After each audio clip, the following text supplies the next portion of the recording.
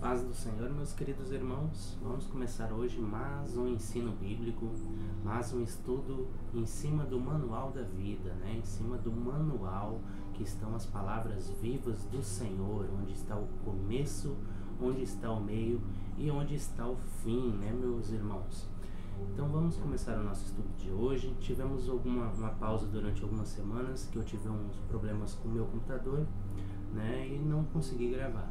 Hoje ele está funcionando mais ou menos, mas vamos conseguir fazer a gravação do nosso ensino bíblico, né, para nós aprendermos da palavra do Senhor, né, porque está escrito que devemos buscar o conhecimento, né. O meu povo foi destruído por falta de conhecimento, então nós devemos procurar o conhecimento em cima da palavra do Senhor, em cima do manual da vida, meus irmãos.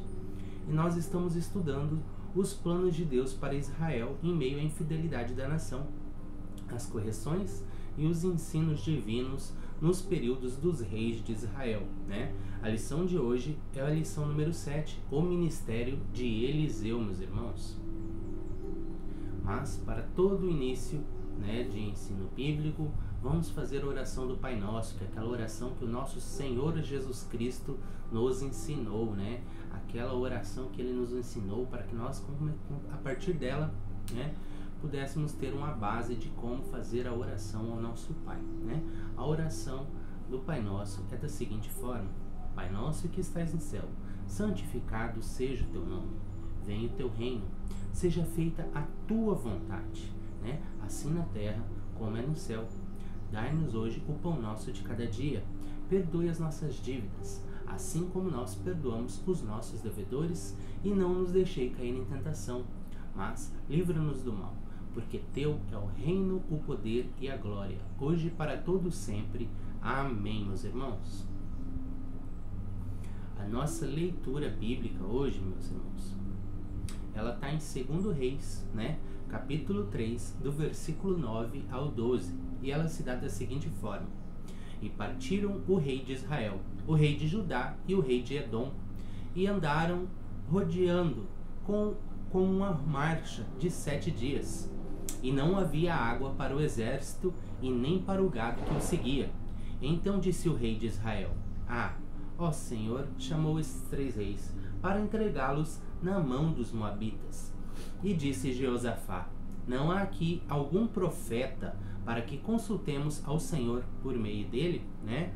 Então respondeu um dos servos do rei de Israel, dizendo: aqui está Eliseu, filho de Safate, que derramava água sobre as mãos de Elias. E disse Jeosafá: está com ele a palavra do Senhor.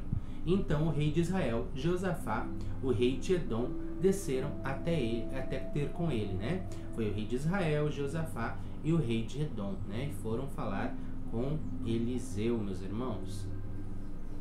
O texto de estudo hoje, ele está no versículo 11 do capítulo 3. E disse Jeosafá: não há aqui algum profeta do Senhor para que consultemos ao Senhor por meio dele, né?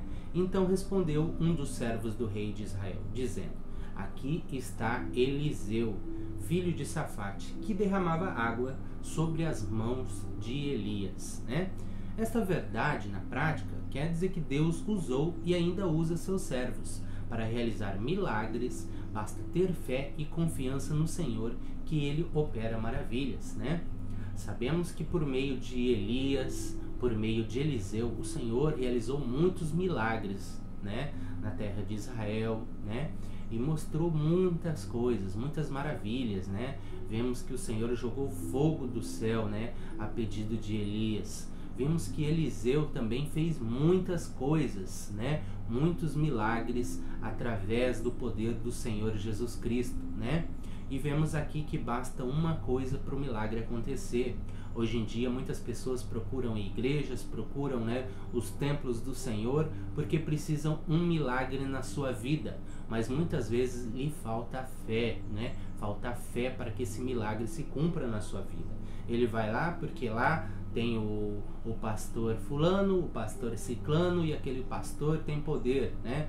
Não é o pastor que tem poder, é o Senhor que tem poder. Ele usa o pastor, usa o missionário como uma ferramenta, né, aqui na terra, para ministrar o poder do Senhor na terra, né, fazer o milagre. Mas vimos uma coisa aqui: basta ter fé e confiança no Senhor.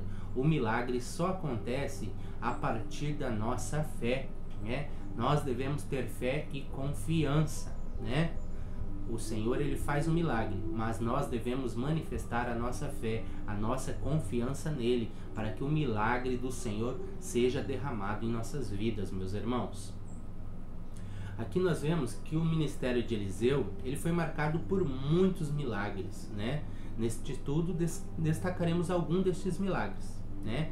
E aqui tem uma lista de alguns milagres que o Eliseu fez, né, durante o seu ministério, né? E vamos ver estes. O primeiro, abriu o rio Jordão, né? Isso está lá em 2 Reis 2:14. Logo que Elias subiu, né, na carruagem de fogo aos céus, com vida subiu aos céus, ele pegou a capa de Elias e bateu na água, né? E falou: onde está o Deus de Elias, né? E ali o Senhor abriu as águas e ele passou em seco para o outro lado, né? Sarou as águas de Jericó, né? Sabemos que vimos no estudo passado que Elias, ele fez ali um ministério, uma escola de profetas, né? Fez uma escola da palavra do Senhor, né? Como se fosse igrejas para ensinar a palavra do Senhor, para que ela fosse passada à população. Só que as águas de Jericó não eram boas para se beber e não eram boas para o cultivo, né? E lá Eliseu jogou sal nas águas e transformou essas águas boas, né? Porque o sal purifica, né? Ele purifica, ele sara, né? Ele protege, tira o gelo, né? E ele foi lá e tirou aquela amargura da água. 40 adolescentes despedaçados por 2 ursas, né? Isso está lá em 2 Reis 23:24. Quando Eliseu passava, os adolescentes caçoavam que ele era careca, né? Era calvo, né? E Eliseu amaldiçoou aqueles jovens e veio 2 ursas e despedaçou, né? Na teoria, isso não está falando que o Senhor é mau, que foi lá e despedaçou 42 jovens adolescentes inocentes. Não, porque aqueles jovens não eram inocentes, eles eram corrompidos, né? Eles eram jovens que estavam ali, não estavam em boas intenções, né? Porque naquela época os jovens ajudavam as famílias, né, a cultivar a plantação e tudo mais. Estes jovens aqui, eles estavam à mercê do mundo, porque eles não estavam perante a sua família, né, caçoavam de pessoas que passavam, né, então eles não eram jovens inocentes, né, eram jovens que estavam entregues à perdição, né. Providenciou água a 3 reis e a seus exércitos. Vamos ver isso aqui também, né. Vimos a passagem bíblica que referenciou isso, né? Eles estavam lá numa marcha de 7 dias, né? E vamos ver o que aconteceu. Eliseu pegou e mandou abrir covas, né? Que ali ia surgir água. E veremos como que isso aconteceu, né? Isso está lá em 2 Reis 3, 15, 16 ao 20. 5. Aumentou o azeite da viúva e de um dos filhos dos profetas, né? Veremos quem que era essa viúva. Veremos que possivelmente esse filho dos profetas foi aquele que salvou 100 profetas lá, né, que colocou eles embaixo ali no alçapão escondido, né, de Jezabel e Acabe, né, e alimentou eles com pão. Veremos que possivelmente ele conseguiu essas dívidas porque ele dava pão, né, água para esse povo numa época que não tinha alimentos. Então ele deve ter gastado muito de seu dinheiro para salvar os profetas do Senhor, né? E o Senhor, ele usou de benignidade para ele, para a viúva dele, né? Como ele fez o bem, ele também recebeu o bem, porque mesmo ele tendo partido, a sua viúva ficou numa situação complicada, mas ela teve mantimentos, teve dinheiro, né? Porque o seu azeite foi multiplicado e ela pôde pagar as dívidas, né? Então, quando a gente planta coisas boas aqui neste mundo, nós colhemos coisas boas aqui neste mundo, independente se nós colheremos ou as nossas futuras gerações colherão a partir de nós. Mas tudo que nós colhemos, nós plantamos. Se plantamos coisas boas, colhemos coisas boas. Plantamos coisas más, colhemos coisas más, meus irmãos. Ressuscitou o filho da sunamita, né? Quando ele falou que aquela sunamita teria uma criança, né? Depois que ela teve, a criança ficou doente, né? E faleceu. E ela veio lá, por que você me fez isso, né? Me deu uma criança e agora eu perdi minha criança. Mas ele foi lá e ressuscitou o filho dela, deitou-se sobre a criança e a criança teve vida novamente, né? Isso está lá em 2 Reis 4, 19 ao 35, meus irmãos. Tirou a morte da panela, né? As ervas más, né? As ervas que venenosas, tirou ali o veneno da panela, né? Isso está lá em 2 Reis 4, 41. A multiplicação dos pães. Então, no ministério de Eliseu também teve a multiplicação dos pães, né? Muitas vezes vemos nas passagens bíblicas ou só na nossa mente vem a memória que Jesus multiplicou os pães, né? Mas o poder de Jesus já se manifestou bem lá atrás, quando através de Eliseu os pães foram multiplicados, meus irmãos. Curou Naamã da lepra, né? Lá em 2 Reis 5,14. Naamã, que era do exército, né? Do rei, ele foi lá, tava as feridas no corpo, né? A lepra. E ele mandou que Naamã fosse lá e mergulhasse no rio, que a lepra ia ser curada, né? Ele não deu uma atenção excepcional a Naamã, porque Naamã era alguém muito importante. Não, ele tratou ele como qualquer outra pessoa e falou que se ele fosse lá e mergulhasse no rio, ele seria curado, né? Então ele não fez acepção de pessoas, né? Ele tratou Naamã como qualquer outra pessoa. A princípio Naamã não acreditou, como eu vim de tão longe aqui para alguém falar para mim mergulhar no rio que eu seria curado, né? Mas alguém dos seus servos falou: meu senhor, o senhor já veio de tão longe, confia, né? E ele confiou no Senhor, foi lá e mergulhou no rio e foi curado, meus irmãos. Colocou a lepra de Naamã em Geazi, seu auxiliar, né? Os olhos e a ganância de Geazi cresceram, porque viu os presentes, né? A riqueza que Naamã iria dar, e foi lá e falou para Naamã: não, meu senhor quer os presentes, mesmo Eliseu falando que não queria nada, pela bênção do Senhor, né?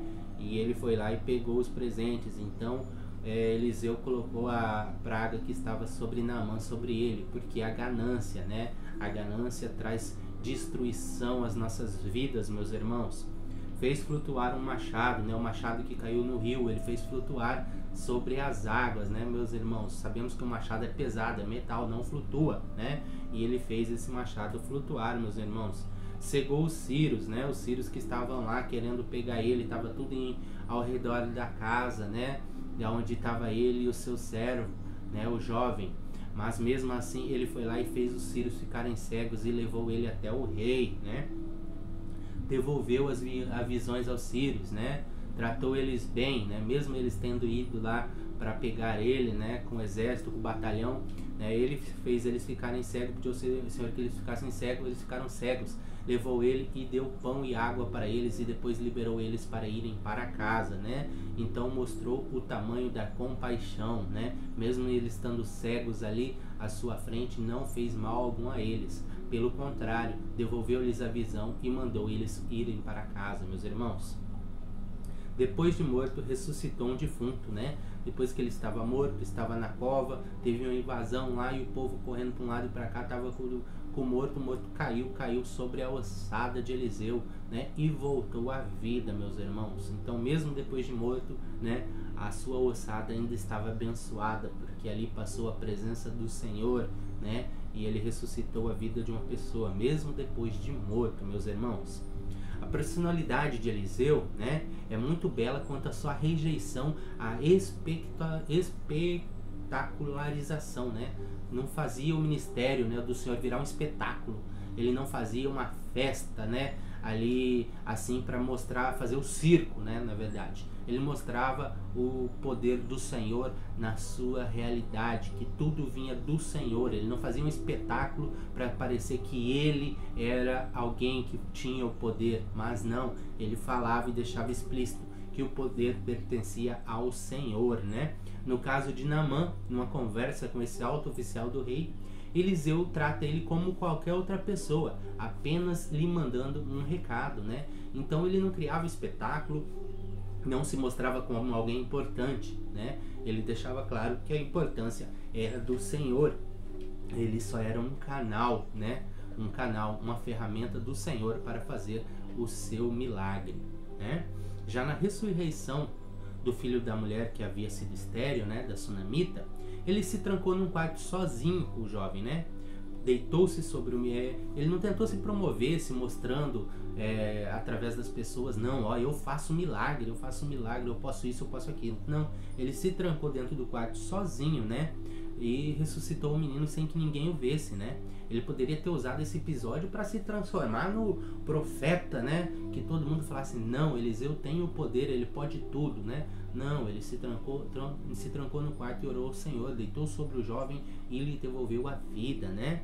Então ele não queria se promover diante das pessoas, né? Pois o primeiro personagem era um político influenciador, né? Ele era um político influente, Naamã, né? E a mulher, né, a segunda no caso aqui, ela era rica, né? Ela podia dar também bens a eles do mesmo jeito que Naamã queria dar, né? Mas não, ele preferiu deixar a glória, né, para Deus, para mostrar que Deus era o poderoso, não ele era só o canal, né, por onde o Senhor manifestava o seu poder. Isso tem muito hoje em dia, tem muitos profetas do Senhor, né, que o Senhor usa para mostrar o seu poder, mas eles querem se engrandecer e não é assim que funciona, né? Não pertence ao ser humano se engrandecer. Toda honra e toda glória pertence ao nosso Deus.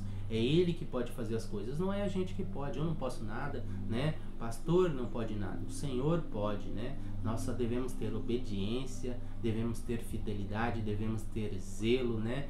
E devemos nos humilhar perante o Senhor, porque nós somos pequenininhos, somos como um grãozinho de areia diante da imensidão do mar, né? Isso é como a palavra do profeta Paulo, né? Somos um grãozinho de areia, né? Se nós pegarmos a água, ela escorre pelas nossas mãos, nós somos pequeninos, né? Mas o Senhor é o mar, né? O Senhor é o oceano, Ele é tudo na nossa vida, né, meus irmãos?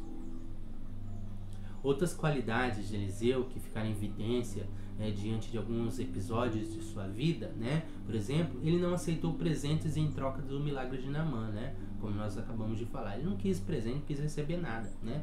Esse desprendimento já havia sido mostrado quando do seu chamado, que ele abandonou tudo que possuía para seguir Elias, né? Então, na história bíblica, nós vemos que Eliseu, ele pertencia a uma família rica, né? Que tinha juntas de boi e tinha terra. Mas ele abandonou tudo isso para seguir o ministério de Elias, porque ele queria servir ao Senhor, ao Deus Altíssimo. Então ele abandonou tudo, a sua riqueza, para seguir ao Pai, seguir ao nosso Senhor, né? Depois ele teve a oportunidade de matar o exército inteiro da Síria, né? Nós acabamos de ver que era inimigo de Israel, mas ao invés disso pediu que lhes servissem comida e que liberassem vivo. Eliseu também chorou de compaixão ao entregar uma profecia a Azael, né? Pois percebeu o sofrimento que este infligiria sobre Israel, né? Então ele era um homem de compaixão, né? Ele podia se mostrar duro, né? Mas ele era um homem de compaixão, né? Ele não queria o mal de ninguém, independente se eram inimigos ou não. Ele queria o bem, ele queria que a vontade do Senhor se manifestasse e não a vontade dele. Eliseu, assim como Elias, né, ele era de temperamento forte, né, como acabei de falar. Assim que Elias foi tomado dele, talvez pela dor, pela ausência de seu mentor, ele bateu nas águas do rio Jordão com a capa de Elias e questionou: onde está o Senhor, Deus de Elias? Né? Nessa frase ele não queria questionar onde que está Deus, por que Deus não fez nada. Não, ele estava questionando: Senhor, onde que você está? Esteja comigo agora também, né? Como o Senhor estava com Elias, ele queria que o Senhor estivesse com ele para dar a direção e o caminho a ele, né? Isso está em 2 Reis 2,14, né? Ele se irritou com os meninos que caçoaram da sua calvície, né? Como nós falamos agorinha. Isso está lá em 2 Reis 2, 23 e 24, né? Foi irônico com o rei idólatra Jorão, né? Quando o rei, eles estavam lá no deserto, 7 dias com sede, né? O rei foi falar com ele, né? Ele falou: não, por que você não vai atrás dos reis de seu pai, de sua mãe, de Acabe e Jezabel, né? Por que você não vai atrás daqueles reis lá, daqueles deuses lá, né? Por que você não vai lá falar com eles? Eles não são os verdadeiros? Vai falar com ele, né? Castigou a Geazi com a lepra de Naamã por causa da ganância e da mentira, né? Então, ó, Geazi foi ganancioso, mentiu, né? Falou para Naamã que não, meu senhor quer os presentes sim, né? E ele teve ganância no coração, então ele castigou. Está lá em 2 Reis 5:27, né? Estes episódios demonstram que Eliseu não escondia os sentimentos dele, né? Os sentimentos dele era aflorado, tudo que vinha no coração dele, ele demonstrava, né? Bem como apontam para a sua honestidade e a verdade nas palavras de ação. Então ele era um homem honesto, né? Ele era verdadeiro, né? E ele tinha a palavra do Senhor com ele, né? Ele guardava a palavra do Senhor. E é o que nós devemos ser, meus irmãos. Devemos ser honestos, né? Devemos ser verdadeiros, né? Devemos ter os nossos sentimentos à flor da pele com discernimento, né? Os nossos sentimentos devem estar no nosso coração, né? Porque o que nos torna impuro não é o que entra, né? Não é o que entra que nós nos alimentamos, mas é o que sai, porque o que sai de dentro do nosso coração, né? Muitas vezes nós falamos bobagem, falamos besteiras, daí ficamos pensando, mas essas bobagens, essas besteiras estavam dentro do nosso coração, elas apenas saíram para fora, né? Então devemos tomar cuidado, devemos filtrar, né, as nossas ações, devemos filtrar as nossas palavras, porque somos o povo do Senhor e devemos ser um povo diferente, não devemos ser um povo perdido no erro do mundo, né? Nós já fomos tirados do mundo, nós não pertencemos a este lugar, né? Estamos aqui na terra, mas estamos aqui de passagem, somos um povo do Senhor e devemos ser um povo puro, né? Um povo filtrado, né? Sabemos que somos falhos, somos pecadores, o erro vem, né? As coisas erradas vêm, mas nós devemos ter discernimento para filtrar e não deixar o erro permanecer na gente, né? Se o erro chega, a gente deve filtrar para sair disso, né? Como que a gente filtra? Orando ao Senhor, pedindo a proteção e o discernimento do Senhor, porque é só Ele que pode mudar o nosso coração, né? Nós devemos ter a atitude e pedir para que o Senhor nos ajude nesta missão, meus irmãos. Assim que o profeta Eliseu é confirmado como sucessor de Elias, né, ele já realiza um milagre, né, que ele abriu o Rio Jordão, bateu com a capa lá, o Rio Jordão abriu e ele passou em seco para o outro lado, né?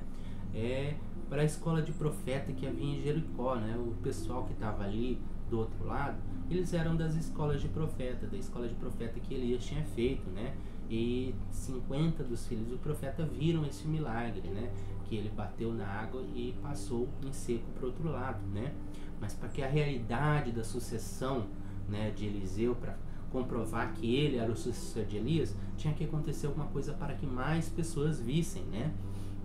Não ficasse só no testemunho daqueles 50, mas mais pessoas vissem isso, né? E o Senhor, ele proporcionou uma situação para que todos os filhos dos profetas de Jericó vissem isso, né? Para ver que o espírito de Elias se repousava sobre Eliseu, né? O Senhor fez uma coisa grandiosa para que aparecesse, né, que Eliseu, ele era assim o sucessor de Elias, né? E isso foi em Jericó, né? Onde acompanhava mesmo, né, todos os filhos dos profetas, né, das escolas dos profetas estavam ali, né, onde acompanhavam com o mesmo zelo de seus antecessores, os filhos dos profetas, né. Eliseu veio fazer o que a habitação daquele lugar era boa, né, ele viu que ali tinha habitações boas, viu que a terra era boa, né, mas o que acontecia dali? As águas eram ruins, né? E os filhos dos profetas, né, os filhos das escolas dos profetas, vieram a falar para ele que aquele lugar era ruim, né? Era tudo estéril ali por causa da água que tinha naquela região, né? As águas eram más, né? Ou seja, não tinha condição de abrigar as pessoas ali, porque não teria água para eles beberem, não teria água para eles se banharem, né? Porque a água, ela era imprópria e não tinha água para fazer o que? As plantações, né? Para eles poderem se alimentar. Então foi ali que o poder do Senhor se manifestou através de Eliseu, né? E fez a purificação daquelas águas. Nesta situação, vemos que o profeta Elias havia aberto uma escola, né? Ali em Jericó, né? Aqui nós vimos que ele tinha aberto uma escola ali para ensinar sobre as palavras do Senhor, né? O fato de Elias ter aberto uma escola de profetas em Jericó era de uma visão extraordinária, meus irmãos, porque ele queria fazer que a palavra do Senhor crescesse, né? Edificada nos dias de Acabe, a cidade maldita, né? Porque ali tinha o quê? A propiciação, né? De deuses falsos, né? Ali Jezabel, Acabe, eles pregavam, né, sobre deuses falsos. Jezabel trouxe lá dos seus lugares, né, do seu passado, de onde ela veio, ela trouxe o quê? Trouxe outros deuses, né? Então ali eles negavam a palavra do Senhor, negavam o Senhor, né? Então, o que Elias viu? Ali precisava crescer a palavra do Senhor, precisava que tivessem mais profetas, porque senão certamente, né, a palavra do Senhor ia minguar ali naquele lugar, e isso não podia acontecer, porque o Senhor é nosso Deus verdadeiro, e a palavra dele tem que ser soberana. Então foi aí que ele pegou e criou a escola dos profetas, né, para tornar um centro que trouxesse a palavra do Senhor no coração das pessoas e as pessoas não abandonassem a sua fé, né? Porque mesmo todo mundo sabendo que o Senhor tinha tirado eles do Egito, que o Senhor tinha dado alimento para eles durante todo aquele tempo no deserto, que o Senhor tinha lutado as batalhas com eles, aquele povo estava fadigado, né? Estava fora da palavra do Senhor, não estavam atendendo a palavra do Senhor. Como que acontece hoje em dia, né, meus irmãos? Todo mundo sabe dos milagres que Deus tem feito na nossa vida, da proteção que Ele tem feito na nossa vida. Mas muitas vezes nós nos entregamos a palavras contrárias e as coisas que não pertencem ao Senhor, né? Elias tinha tido, deste modo, procurado impedir que a ausência dos servos do Senhor fosse um fator a mais para a proliferação da idolatria em Israel, né? Enquanto mais profetas do Senhor, menos idolatria teria, né? Esta mesma visão precisamos ter em nosso dia de hoje, né? Lamentavelmente, são poucos que na atualidade, em meio a criações de vilas, bairros e cidades, né, têm se preocupado em logo aumentar a palavra do Senhor. Tem poucas pessoas se preocupando com o evangelho do Senhor, né? Só se estão preocupando hoje com o quê? Com o seu próprio bem, não se preocupam com o bem da sociedade em geral e do próximo, né? Hoje cada um está olhando por si e o próximo que se vire, tá desta forma, né? Mas a palavra do Senhor não é isso que ela ensina. Ela ensina que nós devemos todos se preocupar mutualmente, né? Eu me preocupo comigo e tenho que me preocupar com o meu irmão. Essa é a palavra do Senhor. Mas não é isso que nós temos visto hoje em dia. O que nós temos visto é coisas de dinheiro, coisas de fama, né? Tudo que não pertence ao Senhor. Porque tem muitos templos que se preocupam mais com o dinheiro do que com o servo que está ali dentro, com a ovelha, né? Infelizmente, essa é uma grande verdade. E não é isso que a palavra do Senhor ensina. O que é mais importante é o servo. Não é o que o servo tem em bens materiais, né? A gente viu isso aqui agorinha, né, com Eliseu e Naamã. Ele não se preocupou com o que Naamã era, se ele era do alto cargo, né? Não, ele não se preocupou com isso. A única coisa que ele entregou foi a palavra do Senhor para ele, né? Ainda como recado. Nem foi lá ver ele. Ah, não, ele é importante, eu vou lá falar com ele. Não, entrega o recado para ele. Fala para ele se banhar lá no rio que ele vai ser curado, né? Então, tem o que? Não tem acepção de pessoas, todos somos iguais, mas isso é pouco que nós estamos vendo hoje na sociedade atual, meus irmãos. No mundo que a igreja dia a dia está mais encurralada, né, pelo aumento da iniquidade, é inconcebível que se ausente de certos locais, né? Então a igreja tem que estar em todos os locais, né? O que tem que se preocupar mais? Com a sociedade onde ela está mais carente, né? É ali que a palavra do Senhor tem que estar mais, onde tem necessidade para poder ajudar a pessoa carente, né? Ah, mas daí tem que esquecer a parte rica? Não, não tem que esquecer a parte rica, né? A palavra do Senhor tem que vir para todos. Mas, infelizmente, né, o que é visto? Quem mais tem atento à palavra do Senhor, quem mais tem recebido a palavra do Senhor é quem está com necessidade, né? Necessidade física, necessidade na saúde, necessidade financeira, porque é assim que procuram o Senhor. Porque a vida financeira boa, ativa, ela é como uma cela, né? Onde ela é uma cela com a porta aberta E lá dentro tem de tudo, tem comida, tem bebida, tem tudo. E a porta está aberta, você pode sair a hora que você quiser, né? Mas muitas vezes as pessoas têm tudo na vida e ela não sai da cela, né? Não sai daquela cela para ver o que tem do lado de fora. E o Senhor está lá do lado de fora. Venha para mim, que eu vou te dar tudo que você precisa, né? Vou te dar tudo, venha para mim, aceite a minha palavra, né? Receba primeiro, né? A palavra do Senhor, receba o que venha do céu, né? Receba a justiça de Deus, que nada te falta, né? Porque isso é o que nós precisamos, a justiça. E daí a pessoa fica lá presa naquele mundo, mas eu não preciso ir para a igreja porque nada me falta, né? Nada me falta, não tem nada. Daí chega um dia que a cela se fecha, né? E quando a cela se fecha é que a vida se vai, né? A cela fechou, a pessoa não saiu, não conheceu a palavra do Senhor, né? E ela vai ficar trancada na cela do tormento interno, né? Então tem que tomar cuidado com isso, né? A gente não pode achar que a gente não precisa da palavra, que a gente não precisa do Senhor, porque nós temos tudo na vida. Porque a nossa vida aqui ela é passageira, vai chegar uma hora que a nossa vida aqui vai acabar, né? E nós vamos passar para a vida eterna. Mas nós queremos passar com a vida eterna dentro da cela fechada, onde eu tinha tudo na vida passada, ou do lado de fora, onde vai estar o jardim verde do Senhor esperando as suas ovelhas, né? É isso que nós temos que ter na nossa mente, que aqui vai passar, né? Aqui vai passar. Não adianta nada eu ter tudo nessa vida aqui, porque essa vida aqui é passageira, a vida eterna é depois. Então eu prefiro ter nada nessa vida e ter tudo na vida depois, né? Do que ter tudo aqui e ter nada na vida depois, só sofrimento, né? É isso que a gente tem que ter na cabeça, meus irmãos. No entanto, o lugar escolhido para sediar essa escola, né, naturalmente, não podia ser das melhores, né? Que veja, Jericó foi edificado sobre os auspícios de Acabe e Jezabel, né? Então, Jericó foi feito sobre o lugar que Acabe e Jezabel propagaram os seus falsos deuses, né? Que não iriam mais beneficiar o culto ao Senhor, eles não iam, né, dar brecha para o culto ao Senhor vir ali, né? Diante da questão levantada pelos filhos do profeta, Eliseu pediu que trouxesse uma salva nova e que nela pusessem sal.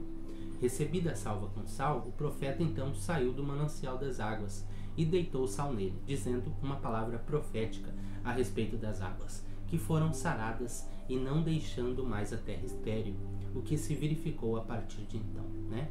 Então o Senhor pegou e deu o poder a Eliseu para ele curar aquelas águas, né? E ele pediu o quê? Uma salva nova com sal, né? E assim que ele colocou o sal que estava naquela salva nova sobre aquelas águas, as águas foram curadas, elas foram purificadas, porque o sal ele purifica, meus irmãos, né? O sal, e é esse sal que nós precisamos, o sal espiritual, que diz a palavra que nós somos o sal da terra, né? O sal da terra, porque nós devemos temperar a terra, nós devemos purificar a terra, né? Não purificar por meios que nem antigamente que eles falavam, né? Purificar por meio de guerras. Não, devemos purificar por meio da palavra do Senhor, né? Devemos pregar a palavra do Senhor e deixar que Ele faça o resto, né? A nossa missão é pregar a palavra, não é forçar ninguém a mudar a sua mentalidade. Muda a mentalidade quem quer. A missão nossa purificar é purificar a mente, entregar a palavra do Senhor e deixar que o Espírito Santo do Senhor faça o restante, meus irmãos. Nós só somos o canal, o Senhor é o milagre, né? Como Eliseu, somos o canal, nós somos a ferramenta, o Senhor é o milagre, Ele age, né, meus irmãos? Em Jericó, o lugar da maldição, o profeta então sarou as águas e a terra se tornou fértil, mediante o uso do sal, uma salva nova, né? Eliseu assim mostrava a continuidade do ministério de Elias, o ministério da restauração espiritual, trazendo a vida e a fertilidade para os filhos dos profetas que haviam aceitado morada em Jericó, né? O profeta pediu, por primeiro, uma salva nova. Isto nos remete ao ensino do Senhor Jesus, segundo o qual não se pode pôr vinho novo em odres velhos, né? Isso está lá em Mateus 9,17, em Marcos 2,22 e em Lucas 5,37, né? Então, o que isso quer dizer, né? Porque não se coloca vinho novo em odres velhos, né? Porque os odres racham, né? Porque nós, quando estamos no Senhor, o vinho novo é a palavra do Senhor que chega para nós, é aquele conhecimento novo que nós temos a partir do Senhor, né? E nós devemos nos tornar odres novos, devemos morrer para o mundo e nascer para o Senhor. Então nós deixamos, né, tudo o que não pertencia a nós, tudo que era do passado, tudo que não é novo, né, tudo que não vem da palavra do Senhor, nós deixamos para trás. Nos tornamos pessoas novas no novo do Senhor, né? A palavra nova do Senhor chega para nós e nós nos tornamos novas pessoas, né? Então o vinho novo entrou em nós, né? A palavra, né? O conhecimento novo, o amor novo do Senhor entre nós. Nós devemos nos tornar odres novos para receber a palavra do Senhor. Não podemos continuar como nós vivíamos no mundo, né? Se eu vivia em adultério, eu tenho que largar adultério. Se eu vivia em prostituição, eu devo largar a prostituição, né? Se eu vivia no mar do erro, devo largar o mar do erro e vir para o mar da justiça, né, meus irmãos? É isso que nós devemos fazer, porque não tem como eu viver na palavra do Senhor fazendo coisa errada, né? Não tem como ser um pastor, tá pregando a palavra do Senhor e tá adulterando, tá tratando mal a família. O primeiro ministério da pessoa é a sua família, né? Então nós devemos ver as coisas, né? A pessoa trata bem a sua família, ela trata bem, né, os seus entes, então ela é um bom pastor, porque é assim que ela vai tratar as ovelhas. Se trata mal a família, trata mal os seus entes, é um mau pastor, porque vai tratar mal as ovelhas, né? E isso é o que nós devemos ter de conhecimento na vida, né? Devemos ser odres novos para receber a boa nova do Senhor que vem a nós. Para que haja verdadeira restauração espiritual, é indispensável que nós tomemos coisas novas. Ou seja, não é possível que queiramos ter uma verdadeira restauração espiritual aproveitando de coisas advindas do pecado, né? Nós não podemos viver no pecado se nós nos tornamos novas pessoas em Cristo, né? A restauração espiritual existe rompimento com as coisas velhas. Eu devo romper com ele, né? Se eu quero coisa nova na minha vida, se eu quero ter o novo do Senhor na minha vida, eu devo romper com o que é errado, meus irmãos, né? Devo romper com ele, né? Lamentavelmente, muitos querem fazer uma restauração espiritual aproveitando tudo aquilo que praticavam ou faziam na vida velha, né? O que é totalmente impossível. A vida com Cristo exige que morramos para o mundo, né? E sem o que não teremos uma vida verdadeira, né? Em Gálatas 6,14. Então nós devemos morrer para o mundo para a gente ter uma vida nova, né? Morrer para o mundo, né? Devemos nascer de novo na palavra do Senhor, meus irmãos, né? Isso quando Jesus falou, né? Os fariseus não entenderam. Como assim eu devo nascer de novo, né? Como que eu vou entrar dentro da mãe e nascer de novo, né? Não, nós devemos ser novas pessoas, abandonar tudo o que não nos pertence, abandonar tudo o que não é do bem, abandonar tudo que não é do Senhor Jesus e viver nova vida no Senhor Jesus. O povo de Deus tem que ser um povo diferente, meus irmãos. Um povo que faz a vontade do nosso Pai, né? Então não temos como nós sermos salvas velhas. Devemos ser salvas novas. Devemos ser odres novos para receber a palavra do Senhor e podermos aguardar elas. Podemos armazenar a palavra do Senhor. Porque se nós continuar fazendo coisa velha, continuar fazendo coisa errada, né, nós vamos rachar. E a palavra do Senhor, ela vai se esvair de nós. Ela vai sair de nós, né? Então devemos ser salvas novas. Devemos ser odres novos para podermos armazenar a palavra do Senhor na nossa vida, meus irmãos. Aqui nós vamos ver algumas coisas que o sal, né, ela tem as propriedades que explicam, né, o simbolismo nas escrituras. Ele conserva os alimentos, né, ele dá sabor, ele quebra a resistência do gelo, né, ajuda na cicatrização de feridas, meus irmãos. A presença de Deus tem todo este cordão de nos conservar na santidade, né?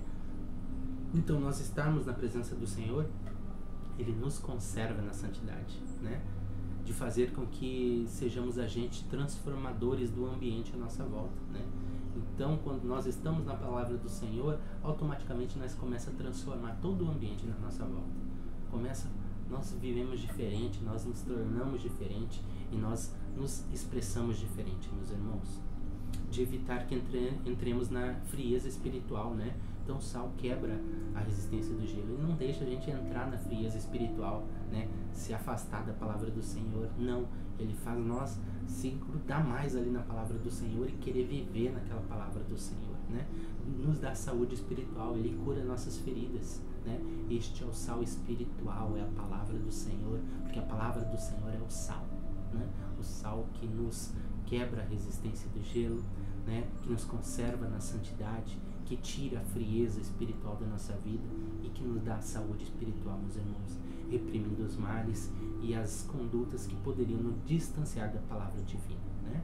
Para que as águas fossem curadas e a terra se tornasse fértil, ou seja, produzissem frutos, o profeta Eliseu utilizou do sal. Somente se estivermos na verdadeira comunhão com o Senhor é que podemos ser instrumentos, né, do Senhor, nosso Deus, na nossa vida, né? Nós só podemos ser instrumento de Deus se nós estivermos verdadeiramente em comunhão com Ele, né? O Senhor só se expressa na nossa vida, só nos dá a palavra na nossa vida, só nos dá a razão para nós fazermos as coisas na nossa vida se nós estivermos verdadeiramente em comunhão com Ele, né? Nós não podemos ser profetas do Senhor, né? Nós não podemos falar e fazer os milagres do Senhor se nós não estivermos em comunhão com Ele, meus irmãos, né? Ele que faz a gente frutificar espiritualmente, né?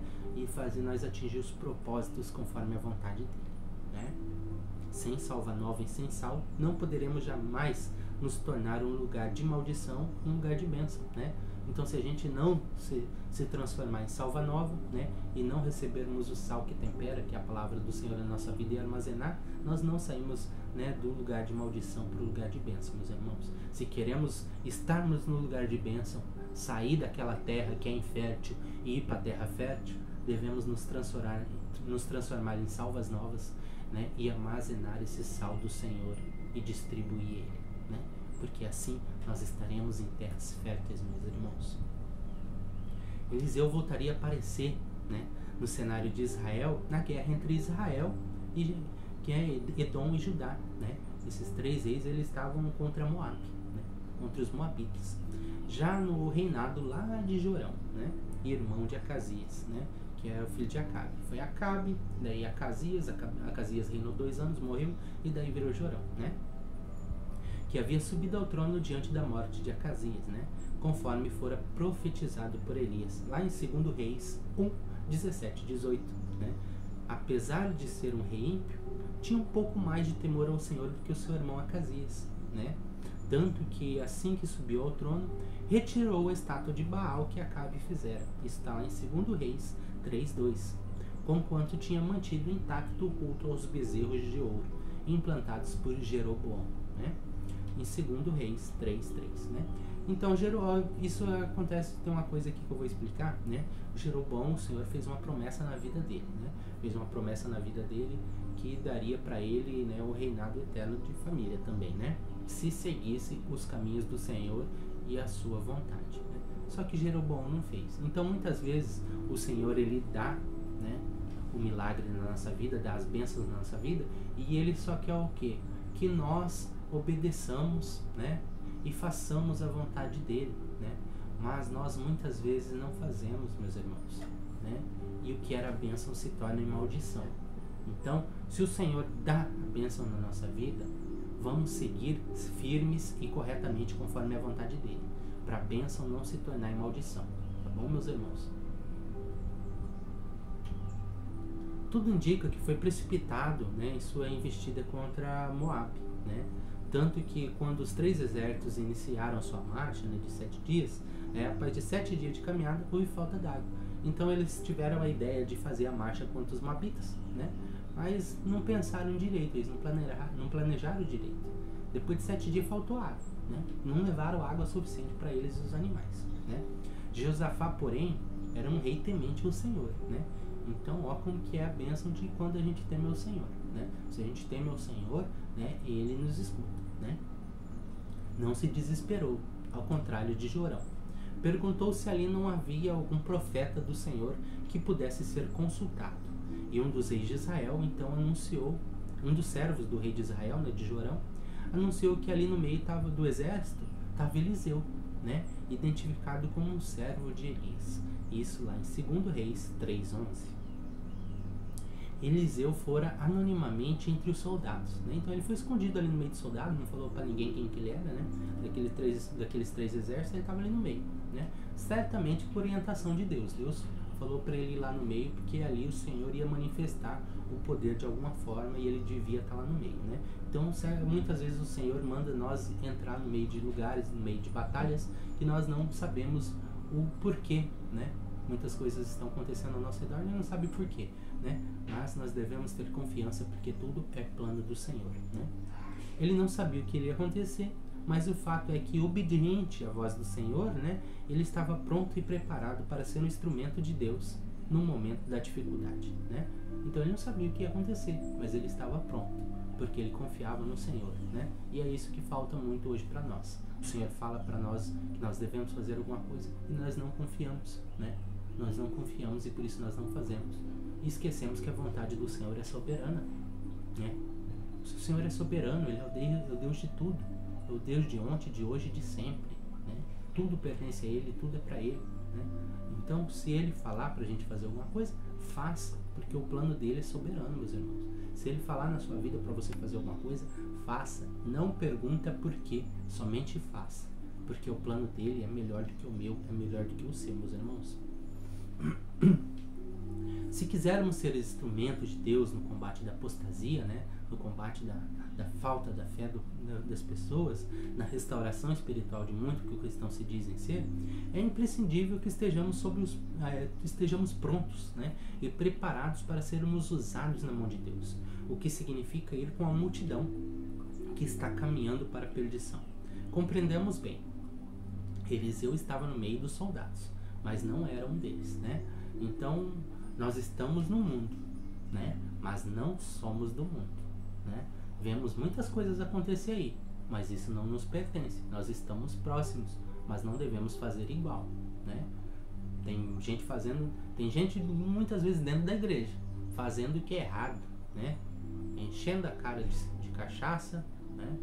Bebendo, fazendo o que é errado, na prostituição, no adultério, né? Tem muitas pessoas. Nós devemos estar próximos para orientar a não fazer, mas nós não devemos fazer igual, né? Estamos no mundo, mas nós não somos do mundo. Devemos ter discernimento para nós não errar. Não é porque o irmão está errando que eu vou errar também. Pelo contrário, vou dar um conselho para ele. Meu irmão, não é isso que se deve fazer. Não é isso que o Senhor falou para fazer. Se arrependa do seu pecado, né? Se humilhe e pede perdão a Deus para você voltar ao caminho dele. É isso que nós devemos fazer. Estamos no mundo para orientar o mundo. Estamos no mundo para temperar o mundo. Estamos no mundo para purificar o mundo. Não para viver conforme o mundo. Porque aqui não nos pertence, né? Estamos só de passagem. Temos de estar no meio dos que estão indo à perdição. Mas não somos dele. Não somos um dele. Como disse o Senhor Jesus. Estamos no mundo, mas não somos dele, né? Estou lá em João 17, 11, 15 até o 16. Eliseu foi anonimamente, né? Não falou para ninguém que ele estava ali no meio. Foi por ir, mas era conhecido de alguns, né? Lembremos-nos, né, que o nosso testemunho deve ser irrepreensível, né? Mesmo que sem a gente saber, as pessoas estão a olhar para nós, para nossas atitudes, para nossa conduta. Bem sabemos quem somos, embora muitas vezes não sabemos quem elas são, né? Então Eliseu estava lá no meio, ele não falou para ninguém, ele estava anônimo lá, mas tinha gente que estava reconhecendo ele, né? Então nós devemos ser irrepreensíveis na sociedade, devemos ser irrepreensíveis dentro da nossa casa, devemos ser irrepreensíveis no nosso ministério, né? Porque nós estamos sendo observados, né? E nós devemos ser irrepreensíveis para, se alguém confrontar a gente, não, nós estamos na palavra do Senhor, estamos conforme a palavra dele. Não estou no mundo, né? Estou aqui no mundo, mas não sou do mundo. Estou aqui no mundo, mas não estou vivendo conforme o mundo, né? Então nós devemos ser irrepreensíveis no nosso ministério, meus irmãos. Naturalmente, como comandante daquela aliança, o rei Jorão, né, se dirigiu ao profeta Eliseu. Mas o profeta foi mais uma vez um homem comprometido com a restauração espiritual do seu povo. Disse ao rei que nada tinha com ele e que ele deveria consultar os profetas de Baal e Aserá, os profetas de seu pai e os profetas de sua mãe, né? Isso está lá em 2 Reis 3,13, né? Quando o servo de Jorão falou que Eliseu estava ali no meio, mandou chamar Eliseu, né? E ele foi lá só porque Josafá estava lá. Daí ele falou, Jorão quis falar com ele lá. Ele falou, não, se você tem que consultar alguém, vai consultar os deuses de seu pai e da sua mãe, né? Você não confia no Deus verdadeiro, para que você vai querer saber alguma coisa, né? Jorão identificou essa resposta como mais uma certeza de que o Senhor estava punindo. Queria a morte daqueles 3 exércitos. Nesse instante, porém, Eliseu não quis chancelar aquele derrotismo fatalista, né, do rei Jorão. Um comportamento característico de quem é apóstata da fé. É aquele sentimento de impotência que se alia a uma desesperança, né? Quando a pessoa perde a esperança, né, vê que está derrotado e não tem mais salvação. E esquece que é só pedir perdão ao Senhor, porque o Senhor, mesmo o seu filho pródigo, né, aquele filho que pegou a sua parte da herança e saiu da presença do pai, o Senhor perdoa, né? Então não existe esse derrotismo fatalista, né? O Senhor só quer o nosso arrependimento verdadeiro e a nossa fidelidade. Independente do que aconteceu na sua vida, do que você fez na sua vida, o Senhor, ele está aqui ainda para te perdoar. Ele está aqui para te perdoar. O inimigo, ele coloca aquele sentimento que você não tem mais salvação. Você não tem mais salvação. Mas tudo depende de você. É joelho no chão e oração a Deus. Que Ele perdoa. Ele muda a história. Ele muda a situação, né? Você pode estar achando que nem aqui Jorão estava achando. Não, nós já estamos entregues. O Senhor não quer mais ouvir nós, né? Mas esqueceu que é só pedir o perdão ao Senhor e mudar a vida. Se transformar em salva nova. Se transformar em odre novo. E receber o sal, receber o vinho novo. E armazenar e passar ele à frente. Isto é o que o Senhor quer de cada um de nós. É um sentimento que o inimigo, ele coloca na nossa alma, né? Ele coloca no nosso pensamento que o Senhor não quer mais. Mas o Senhor quer sim, Ele quer você.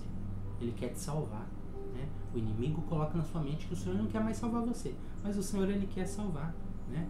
Não podemos permitir que esse sentimento tome conta do nosso coração, né?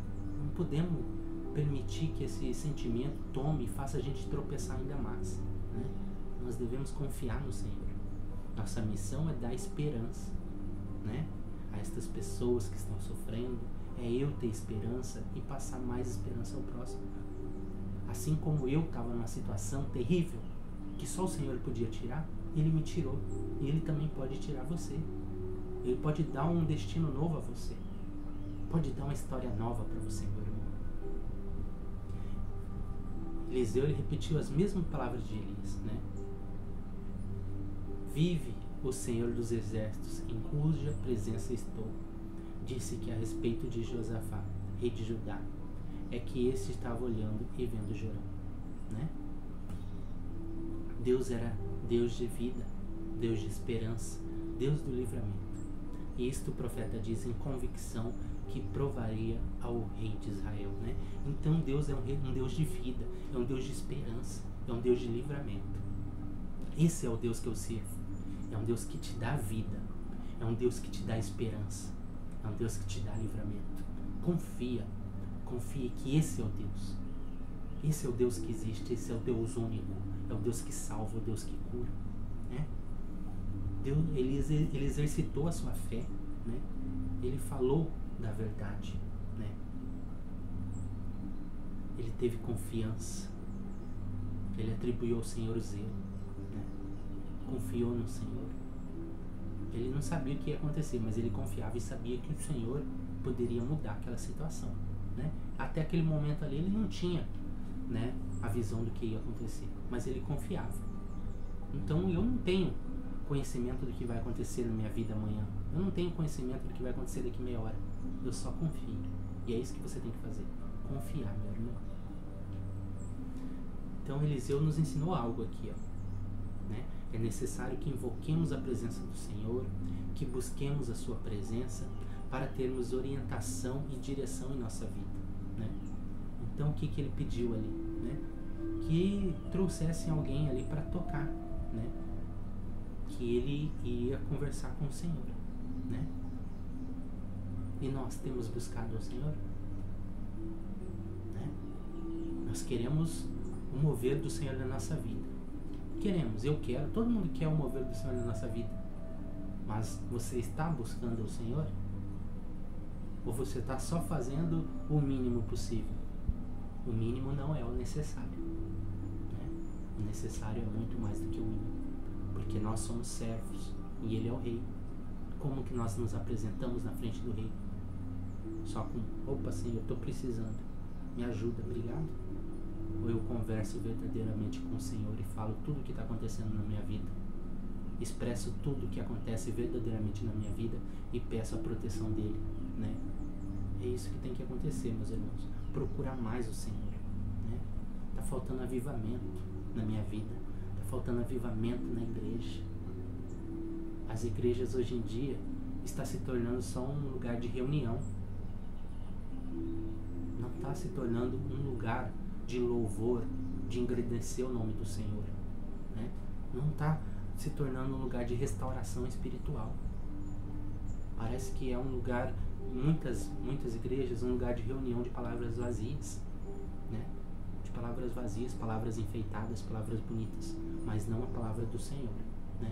Nós temos que ter avivamento, procurar verdadeiramente, louvar, ajoelhar no chão, orar e conversar com o Senhor. É isso que está precisando, né? É tempo de buscar a Deus, né? É tempo de deixar os discursos e estratégia da mente humana de lado e passar a invocar o nome do Senhor, porque a estratégia do Senhor, os pensamentos dele são muito maiores que os nossos, meus irmãos, muito maiores, né?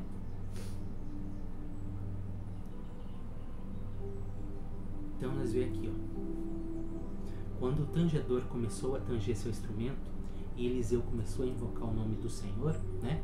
Então invocar o nome do Senhor, ó, pode ser num louvor, né? Pode ser na oração. O negócio é buscar.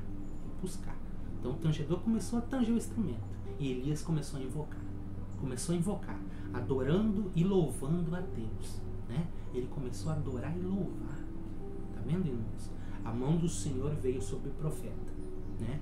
E Eliseu profetizou, mandando que fizessem naquele vale muitas covas, pois mesmo sem vento e sem chuva, o vale se encheria de tanta água que delas beberiam não só o soldado, mas o gado e os animais.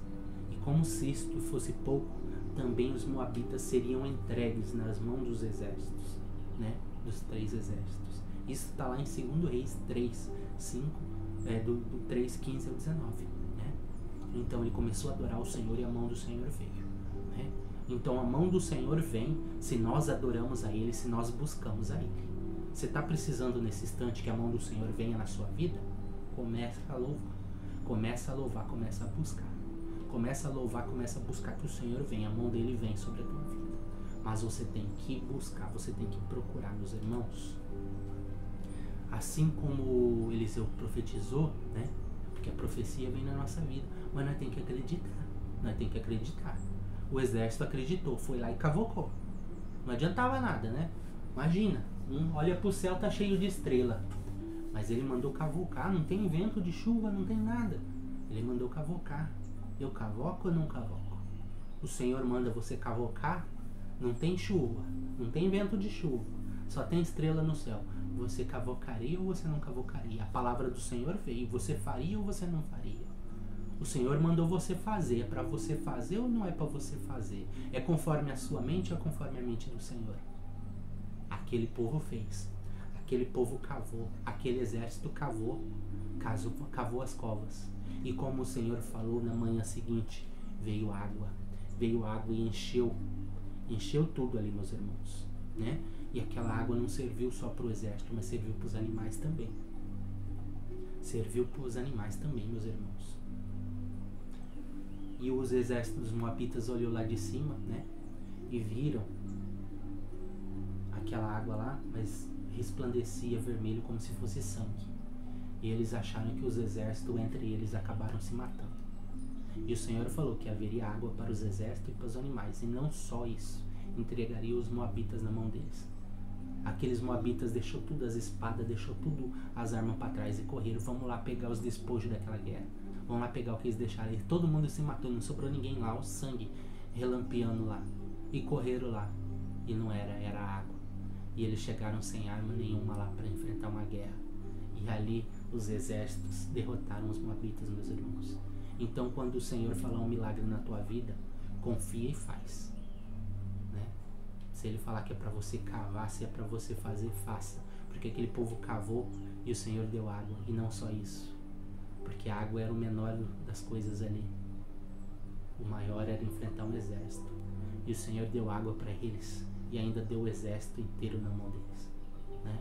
Então, muitas vezes a gente pede ao Senhor, se você confia, você está precisando de uma coisinha pequena, o Senhor vai te dar uma coisa muito grande, muito maior do que você imagina. É só confiar e fazer conforme a vontade dEle, que o milagre acontece, né? A Bíblia diz que havia uma mulher, né? Que era a mulher do filho dos profetas, e ele morreu e deixou muitas dívidas, né?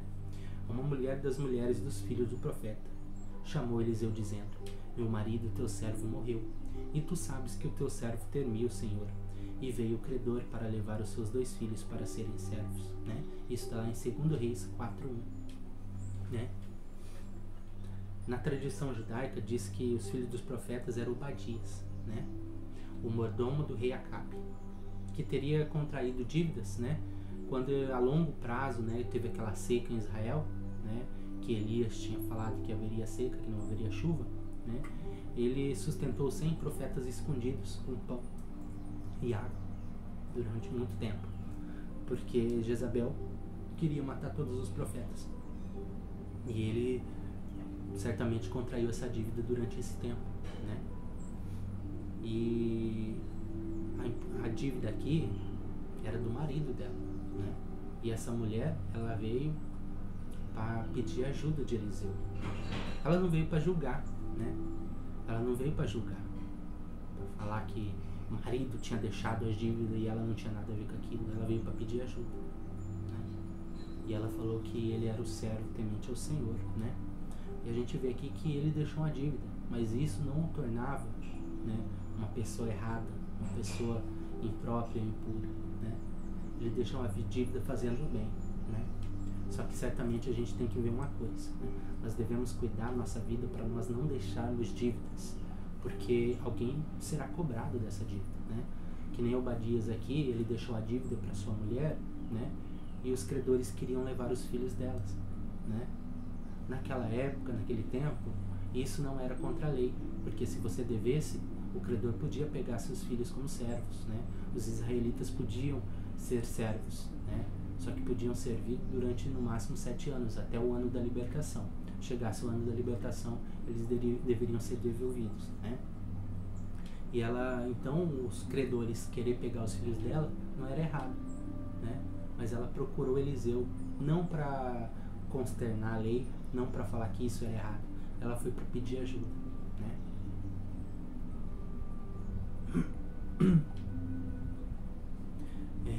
Nos dias de consumismo, né, que nem nós temos hoje em dia, né, as pessoas hoje estão perdidas em comprar as coisas, em adquirir tudo que é coisa, e esquece, né, do que deveria ser mais especial na sua vida, né, a vivência com a família, né. Sei que muitas vezes a gente quer comprar as coisas para dar algum bem melhor para a família, alguma coisa do tipo, mas devemos nos cuidar para nós não cairmos em dívidas, né? Em dívidas para a gente não prejudicar os nossos entes, né? Não prejudicar a nossa própria família, porque às vezes a gente quer fazer alguma coisa para fazer uma melhoria, para comprar isso para os nossos filhos, coisa, só que daí aquilo ali se torna uma dívida que no futuro acaba prejudicando a nossa própria família, né? Então nós temos de ter discernimento, né? Para comprar as coisas conforme nós podemos, né? Não fazer mais do que a gente pode, né?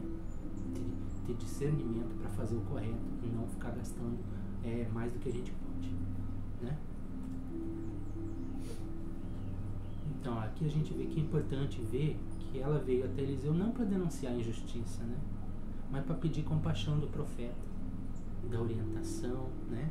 Visto que a situação em que se encontrava era plena, coberta pela lei de Moisés, né? Então se os credores quisessem levar os filhos dela, podia levar, né? Assim que ouviu o relato desesperado daquela viúva, o profeta Eliseu disse àquela mulher: que hei eu de fazer? Declara-me o que tem em casa. né? Isso em 1 Reis 4:2, né? Então ele perguntou: o que você tem na sua casa? O que eu posso fazer por você, né? Diante da declaração da viúva, o profeta pôde ver que aquela situação, né, tinha uma solução para ser encontrada. E o que ele falou, né? Ela tinha confiança e ela colocou à disposição do Senhor tudo que ela tinha, né? Que era aquele azeite, né? Não para dar, mas o Senhor perguntou para ela: o que você tem em casa, né? Ela podia falar: não tenho nada, me dá qualquer coisa. Não, eu tenho o azeite, eu tenho só um pouquinho, uma botija de azeite, né? Então ela foi verdadeira na presença do Senhor, né? Se o Senhor perguntar o que você tem para oferecer a Ele, né, para Ele fazer o milagre na sua vida, fale verdadeiramente. Não está falando para você pegar e dar tudo que você tem na sua casa, não é isso. A palavra aqui, a gente vê que o profeta não falou o que você tem lá para dar para Deus. Não, o que você tem lá que possa ser usado para te abençoar, né? O que tem lá que possa ser usado, né? Porque muitas instituições hoje quer tudo que a pessoa tem, né? Quer tudo que a pessoa tem, mas o Senhor está falando que é para multiplicar o que a pessoa tem, para abençoar a vida dela, não para tirar o pouco que ela tem, né? Mas quando a pessoa dá o pouco que ela tem, ela é abençoada mais ainda, né? E ela falou para ele: eu tenho um pouquinho de azeite lá. Então Eliseu viu a solução que tinha, né, para ser multiplicado ali, né? A declaração feita para a viúva do que ela possuía era uma atitude de fé, né, de confiança em Deus. Ao declarar que tinha aquela botija de azeite, a mulher afirmava que cria que Deus, né, daquele pouco, né, daquele insignificante, né, daquela quantidade mínima, podia fazer um milagre, né? Então ela pegou e mostrou: nossa, Senhor, eu não tenho muito, eu só tenho este pouquinho de azeite aqui. Mas ela cria que o Senhor podia fazer muito daquele pouco, né? Podia fazer muito na vida dela. Não tem como, ela tinha fé, né? Não tem como a gente agradar a Deus se a gente não tem fé, né? Se a gente é incrédulo, né, a gente impede que Deus faça um milagre na nossa vida. A gente tem que ter credulidade, a gente tem que acreditar no Senhor, né? Isso é um fator que hoje em dia, né, as pessoas não estão conseguindo um milagre na vida. É a falta de acreditar, é a falta de ter fé, né? Quer ver o milagre acontecer, mas não tem fé para aquilo acontecer, né? Então Eliseu pegou e mandou que essa mulher fosse até os vizinhos, pegasse o tanto de botija que ela conseguisse achar, né? E ela foi para todos os lugares, né? Isso está lá em 2 Reis 4:3, né? Todos os vizinhos prestaram vaso vazio para ela, né? Então a gente tem que ser certo perante o próximo, né? Ela é uma mulher que cria no Senhor, né? Certamente nem todos ali criam no Senhor, mas acreditavam que aquela mulher era honesta a ponto de emprestar as vasilhas para ela, né? Então nós devemos ser honestos. Somos filhos de Deus e devemos ser honestos, a ponto de todos acreditarem que podem emprestar as vasilhas para o seu azeite prosperar, né?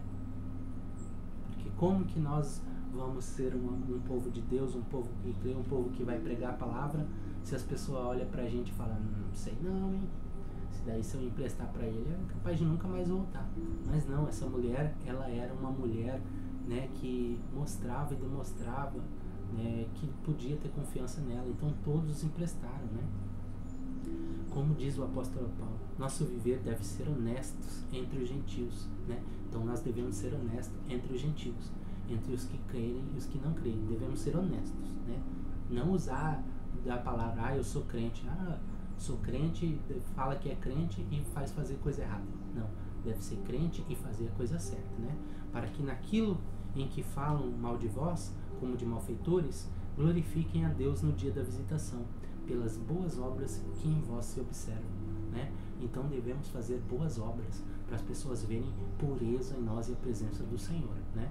Não devemos usar, né, da nossa fé, da placa de instituição de igreja, para as pessoas olharem: mas é porque ele é crente, ele é certo. Não, e daí faz coisa errada. Não, você tem que ser crente e você tem que ser certo, tem que ser honesto, Porque esta é a missão do crente: ser honesto, ser certo, ser fiel a Deus, né? Não ter uma máscara na frente. Nós devemos ser puros, sem máscara alguma, ser honestos. Depois de conseguir os vasos vazios, né, não pouco, né, o que o profeta Eliseu falou? Para ela entrar dentro da casa e fechar as portas, né? E ir enchendo, e pôr a parte ali tudo que ia enchendo, né? Isso está lá em 2 Reis 4:4, né? Tendo desfrutado da confiança e confiabilidade do seu bom testemunho, né, gerada na comunidade, né, a viúva deveria então recolher-se à intimidade do seu lar e da sua intimidade com Deus. É absolutamente necessário, né, que para o milagre de Deus opere na nossa vida, tenhamos um círculo de intimidade pessoal e familiar com o Senhor, né? Então, o que ele falou ali? Você vai para dentro da sua casa, você fecha a porta, que lá você terá a intimidade, né, com o Senhor, você terá ali a confiança com o Senhor. Então ela confiava, ela fechou a porta, né? Muitas vezes nós devemos entrar dentro do nosso quarto, ajoelhar, né, e ali ter uma intimidade pessoal para falar com o nosso Pai, né? A cama, o nosso joelho no chão, orar para o Pai, confiança e intimidade com o Senhor, que o milagre é feito, né? Ela confiou, entrou dentro da sua casa, fechou a porta, teve ali, né, o seu momento íntimo com o Senhor de confiança, e o Senhor fez um milagre na vida dela, né? Eliseu mandou que ela fechasse a porta para que ninguém pudesse importuná-la e fazê-la desfalecer da sua fé, né? Então, com a porta fechada, ela não está em casa, né? Ninguém ia ali incomodar ela, né? Então ela teria um momento de intimidade com o Senhor e a sua fé não seria abalada, né? E não foi abalada. Muitas vezes nós devemos fechar nossa porta para o mundo, para a nossa fé não ser abalada, né? Devemos ajoelhar, ter intimidade com o Senhor, e esse é o momento dele, né? Então o que é? Devemos tirar um tempo para o Senhor, fechar a porta para tudo ao nosso redor, ajoelhar e conversar com o Senhor.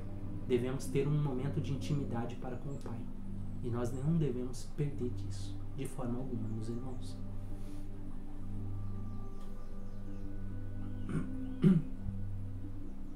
Qual que é a conclusão do nosso estudo bíblico de hoje, meus irmãos, sobre tudo que nós vemos até agora, né?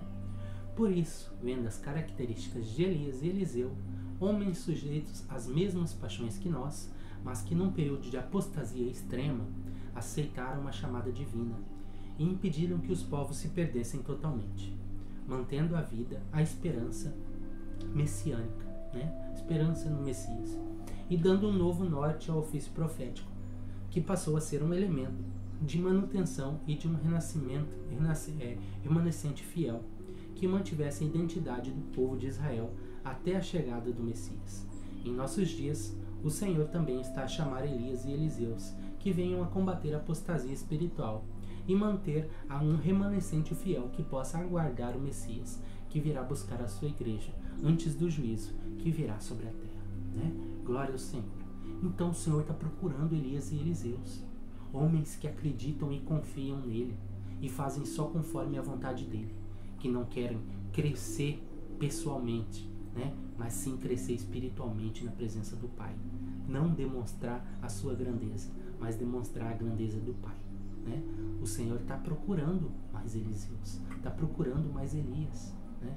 Nós só devemos deixar o Senhor agir, deixar que Ele nos use como ferramenta dele, né? Que Ele faça a vontade dele sobre nós, né? Que Ele nos encha da sua presença e a sua presença saia por nós e toque a todos. Que o sal que enche a nossa salva saia, né? E purifique tudo.